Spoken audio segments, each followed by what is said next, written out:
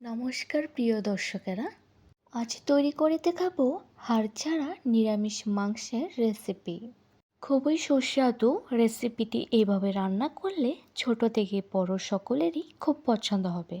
এই রেসিপিটি তৈরি করতে কী কী লাগছে দেখার জন্য ভিডিওটা শেষ অবধি দেখে নিন। এর জন্য প্রথমে লাগছে টমেটোগুলিকে এভাবে কেটে পেস্ট করে নেব। তারপর সাথে নিয়েছি আলুগুলিকে এভাবে কেটে নেব। আর নিয়ে নেব সয়াবিন। আমি এখানে সয়াবিনগুলিকে আগে থেকে বয়েল করে রেখেছি। তারপর কড়াইতে তেল দিয়ে দেব। তেল গরম হয়ে গেলে সে তেলে কেটে রাখা আলুগুলি দিয়ে এর মধ্যে সামান্য হলুদ আর লবণ দিয়ে নেড়ে চেড়ে লাল লাল করে ভেজে নেব।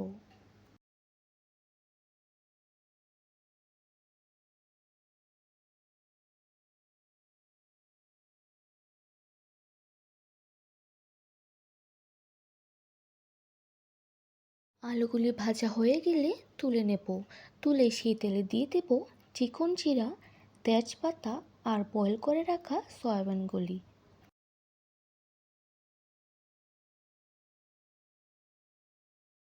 সবগুলি সয়াবিন দিয়ে একটু নেড়ে চেড়ে এর মধ্যে দিয়ে দেব এলাচ, দারচিনি, কাঁচা লঙ্কা বাটা স্বাদ অনুযায়ী, লবণ স্বাদ অনুযায়ী, হলুদ, ধনিয়ার গুঁড়ো, জিরার গুঁড়ো দিয়ে একটু নেড়ে চেড়ে এর মধ্যে দিয়ে দেব ভেজে রাখা আলুগুলি আর দিয়ে দেব পেস্ট করে রাখা টমেটোগুলি। দিয়ে ভালোভাবে নেড়ে চেড়ে কষিয়ে নেব।